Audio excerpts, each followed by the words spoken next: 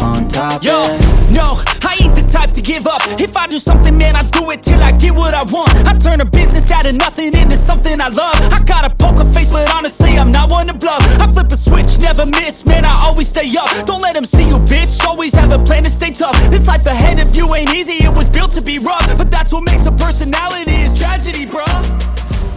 So keep your head on your shoulders, now we ain't... Bonjour à toutes et à tous et soyez les bienvenus sur ma chaîne YouTube, la chaîne qui vous donne l'opportunité de, n'est-ce pas, de voir des analyses sur le marché de l'or. Et pour ceux qui viennent de nous prendre en marche pour la première fois, sachez que vous devez vous abonner pour ne rien rater des vidéos que je mets en ligne chaque semaine concernant l'analyse de l'or. Et également, si possible, vous pouvez mettre des commentaires et des likes. Cela va m'encourager, n'est-ce pas, de ne pas baisser les bras. Et merci d'avance. Alors, comme je le disais tantôt, cette chaîne est une chaîne YouTube qui, n'est-ce pas, donne des hypothèses sur le marché de l'or, sur la direction que peut prendre, n'est-ce pas, le marché pour la semaine prochaine.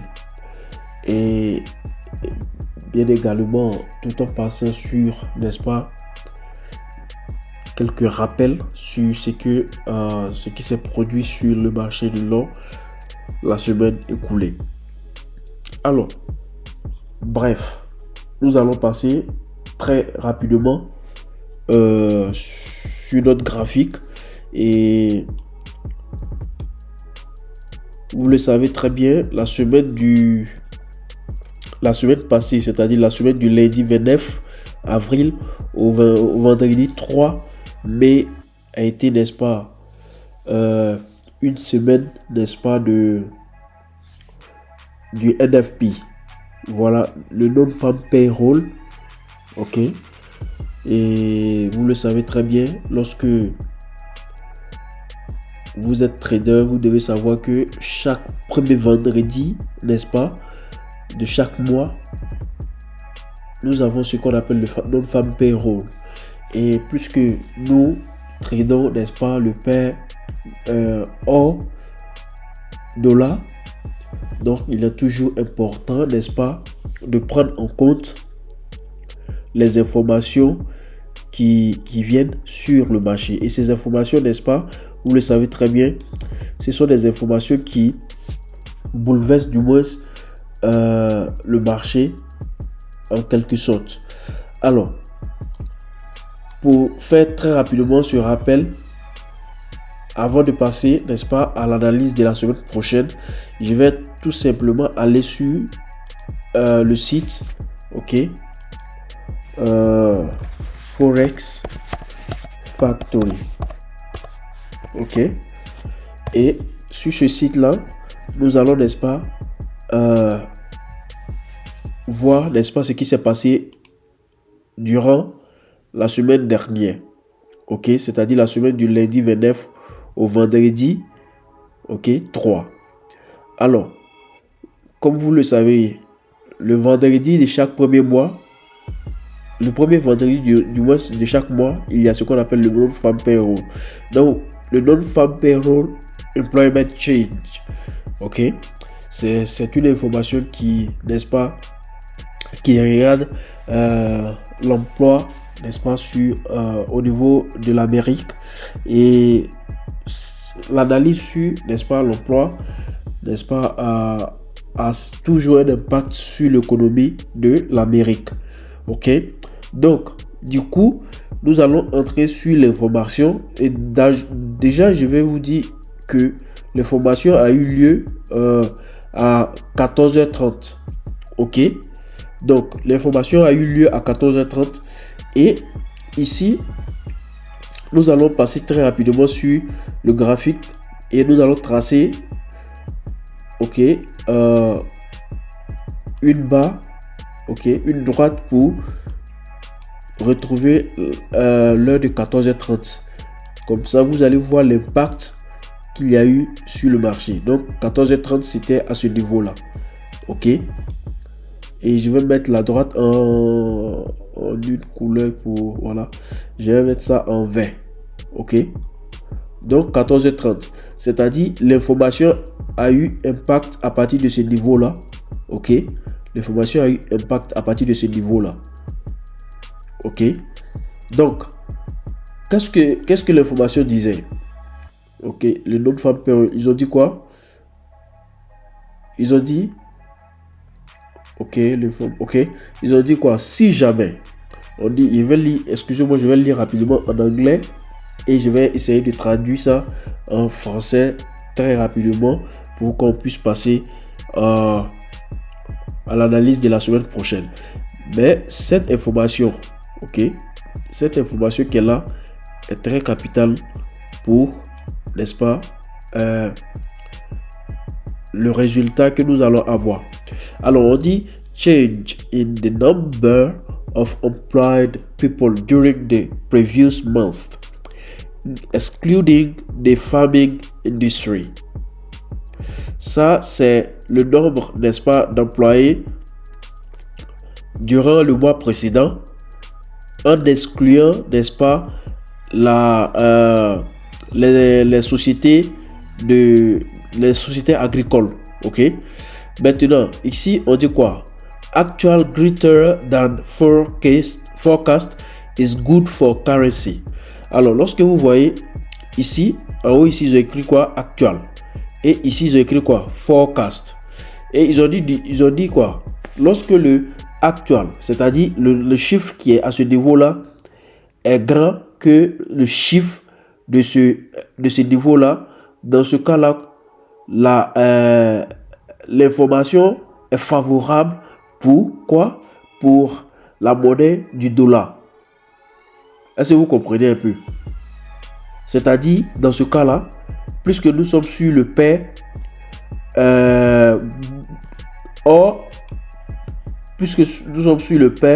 or et dollar, du coup, nous, à ce niveau-là, de 14h30 là, il y aura, n'est-ce pas, quoi? Il y aura baisse.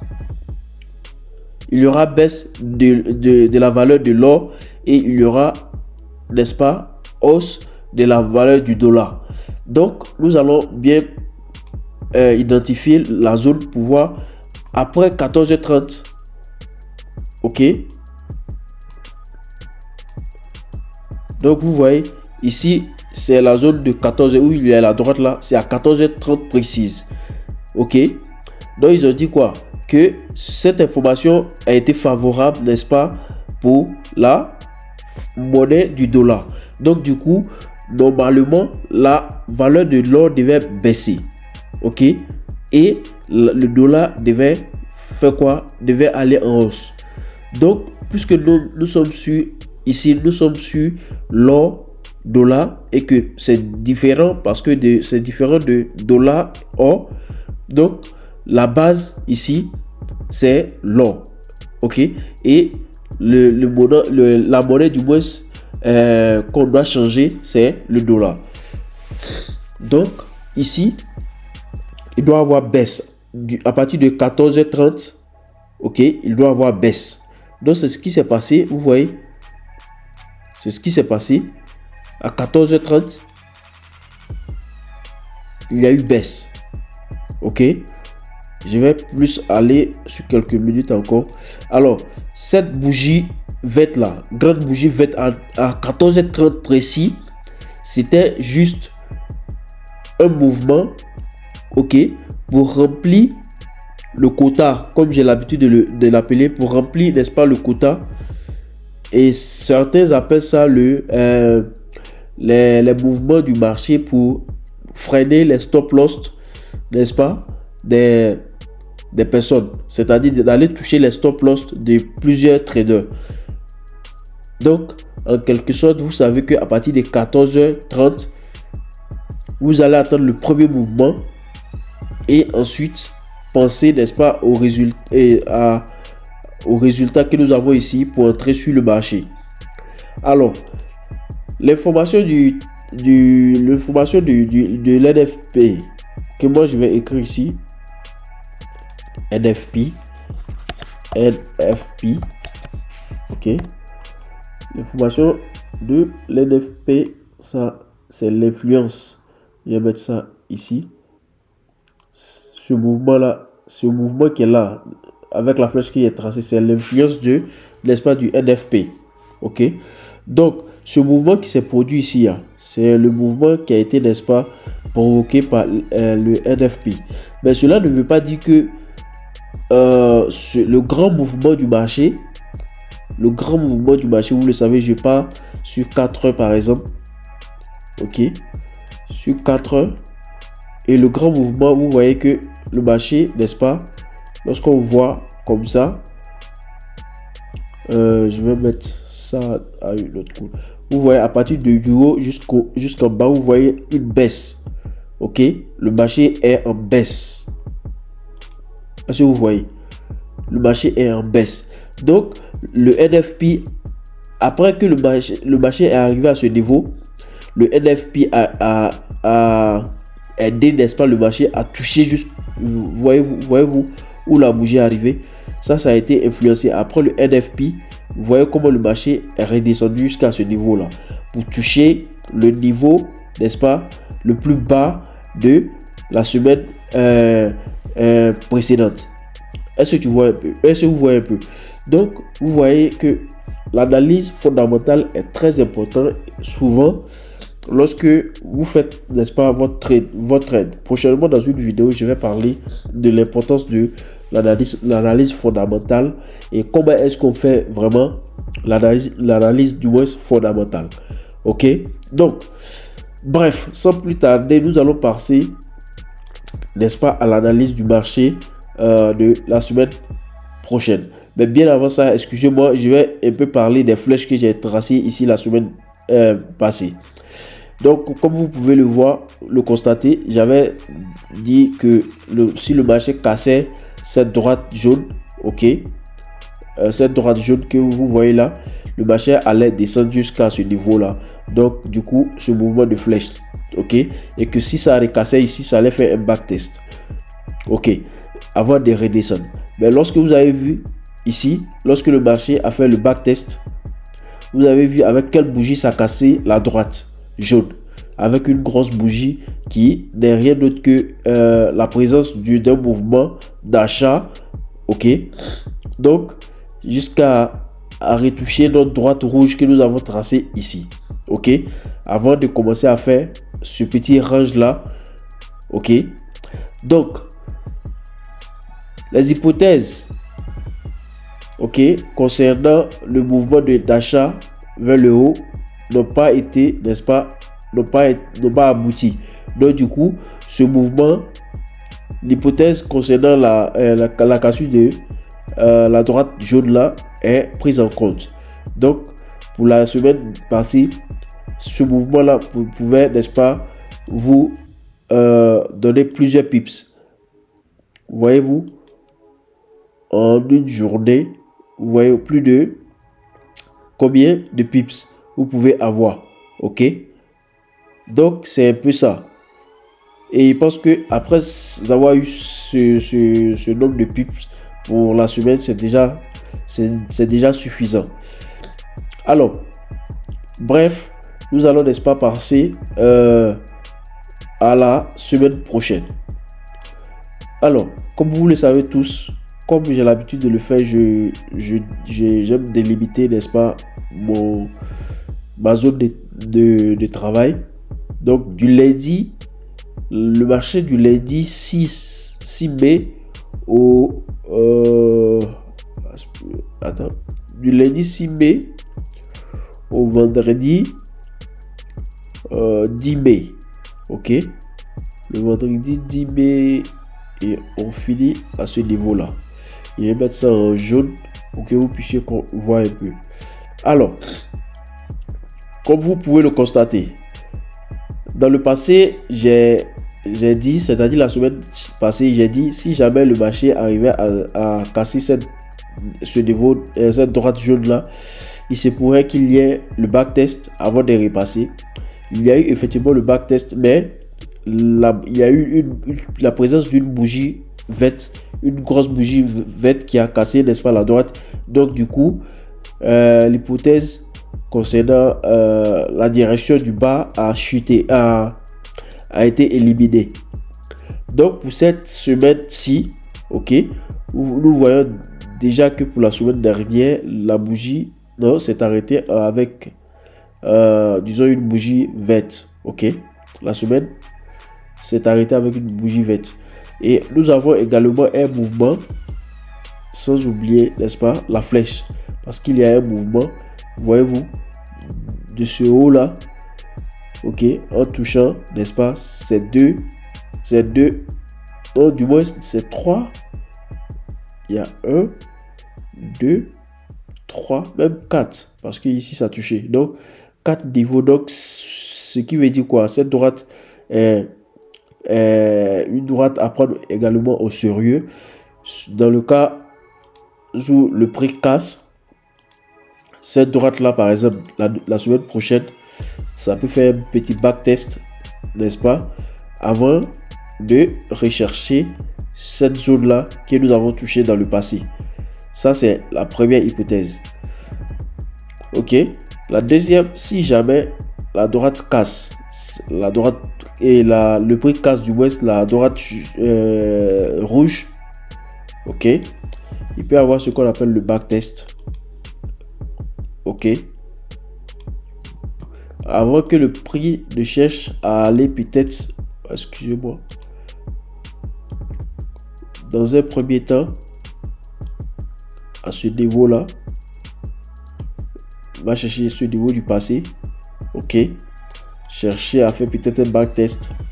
Je vais pas trop mettre trop de backtest pour ne pas trop salir le schéma, et chercher le niveau là qui n'est rien d'autre que le niveau du passé. Ok, ok, mais la probabilité, comme je l'ai toujours dit,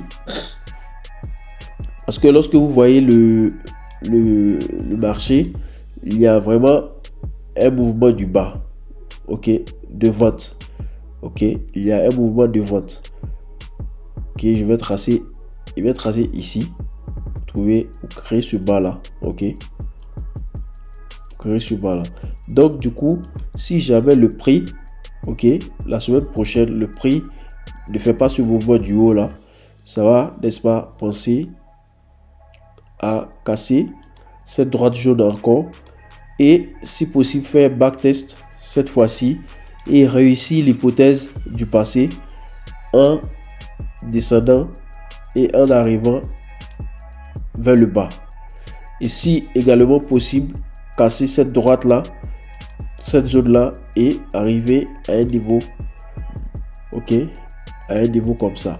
Donc vous pouvez également voir à travers ce schéma là, ok, que il faut toujours attendre la confirmation des bougies au niveau des droites. Ok, il faut attendre la confirmation des bougies au niveau des droites, c'est très important. Donc vous allez dans un premier temps chercher à voir si la semaine prochaine il n'y a pas des informations qui peuvent bouleverser le mouvement, la direction du marché. Mais il faut toujours savoir que nous sommes encore en bearish market sur le 4 heures.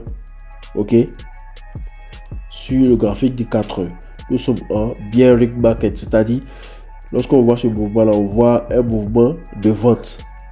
Ok, vous voyez un mouvement de vente.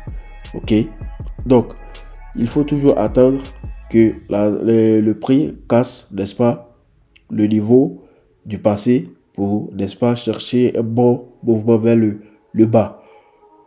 Mais si jamais le prix n'arrive pas à faire ce mouvement vers le bas là, il faut, n'est-ce pas, opter après une confirmation pour l'achat. Ok, donc voici les hypothèses que nous avons, n'est-ce pas, émises pour le marché de l'or concernant la semaine prochaine. Alors, comme vous le savez toujours, je le demande humblement de ne pas oublier de vous abonner à ma chaîne. C'est très important. C'est une manière de chercher, du moins, de m'encourager. Et également de dire effectivement que ce que je suis en train de faire vaut la peine, parce que on passe toute une heure ou 2 heures à faire, n'est-ce pas, à préparer la vidéo. Et c'est très important, n'est-ce pas, de lui donner, surtout moi, de lui donner un coup de pouce. Alors, je suis un peu grippé ce soir. Excusez-moi si vous ne m'entendiez pas.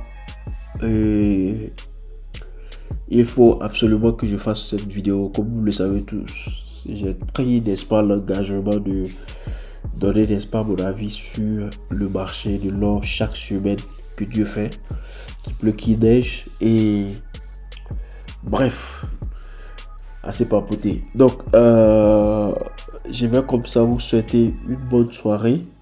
Que le Tout-Puissant reste avec vous, qu'il vous protège, qu'il protège votre famille.